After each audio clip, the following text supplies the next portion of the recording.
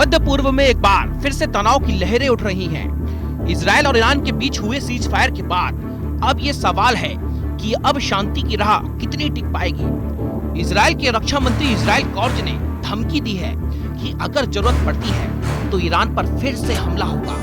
तो वहीं दूसरी ओर खबर ये भी है कि अमेरिकी राष्ट्रपति डोनाल्ड ट्रंप ईरान के सिविल न्यूक्लियर प्रोग्राम के लिए अरबों डॉलर की मदद देने को तैयार है। लेकिन क्या ये मदद शांति का रास्ता खोलेगी या फिर एक नए तूफान का सबब बनेगी? आइए इस रहस्यमयी कहानी को आसान भाषा में समझते हैं और अंत तक एक सवाल जो आपको सोचने पर मजबूर कर देगा। मध्य पूर्व का रेगिस्तान, जहां युद्ध और शांति का खेल सदियों से चल रहा है। हाल ही में इजराइल और ईरान के बीच सीज फायर हुआ, लेकिन ये शांति कितनी नाजुक है, इजराइल के रक्षा मंत्री इजराइल कॉर्ज ने साफ साफ ललकारा है। इजरायली टीवी चैनल को दिए इंटरव्यू में कॉर्ज ने कहा है कि अगर ईरान ने परमाणु हथियार या लंबी दूरी की मिसाइलें बनाने की कोशिश की तो हम चुप नहीं बैठने वाले हैं। कॉर्ज ने दावा किया है कि इजराइल के हमलों ने ईरान की परमाणु क्षमता को भारी नुकसान पहुंचाया है, लेकिन एक रहस्य ये भी है कि इजराइल को ईरान के यूरेनियम भंडार का ठिकाना तक नहीं पता है। लेकिन कहानी में अब ट्विस्ट आया है जब कॉर्ज ने ईरान के सुप्रीम लीडर आयतुल्लाह खामेनेई को लेकर के सनसनीखेज बयान दे डाला है। उन्होंने कहा है कि अगर खामेनेई हमारी पहुंच में होते तो हम उन्हें कब का मार चुके होते। हमने कोशिश भी की लेकिन मौका ही नहीं मिला। और जब उनसे पूछा गया कि क्या इसके लिए अमेरिका की इजाजत ली थी, तो कॉर्ज का सीधा सीधा जवाब था कि हमें किसी की इजाजत की जरूरत ही नहीं है। अब कहानी में आता है दूसरा ट्विस्ट, अमेरिका।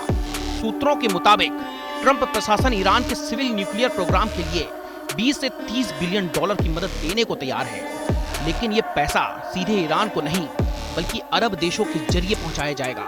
साथ ही ईरान पर लगे कुछ प्रतिबंधों में भी राहत मिल सकती है।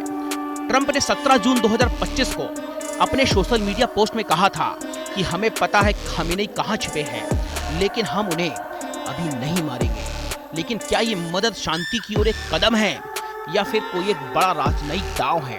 कुछ स्रोत दावा करते हैं कि इजराइल के हमलों ने ईरान के परमाणु कार्यक्रमों को सालों पीछे ढकेल दिया है, तो वहीं कुछ विशेषज्ञ कहते हैं कि ईरान कुछ ही महीने में परमाणु हथियार बना सकता है। कॉर्ज ने दावा किया है कि ईरान को दोबारा परमाणु ताकत हासिल करने में सालों लग जाएंगे और हम ऐसा होने ही नहीं देंगे। लेकिन एक सवाल अभी भी हवा में तैर रहा है कि अगर अमेरिका ईरान को अरबों डॉलर दे रहा है और इजराइल हमले की धमकी दे रहा है, तो क्या ये सीज फायर महज एक दिखावा है? क्या मध्य पूर्व में एक बड़ा खेल खेला जा रहा है जिसका असली मकसद अभी सामने नहीं आया है? तो ये थी मध्य पूर्व की ताजा कहानी जो सवालों और रहस्यों से भरी हुई है। क्या अमेरिका की ये मदद ईरान को शांति की राह पर लाएगी या इजराइल के हमले फिर से तनाव बढ़ाएंगे?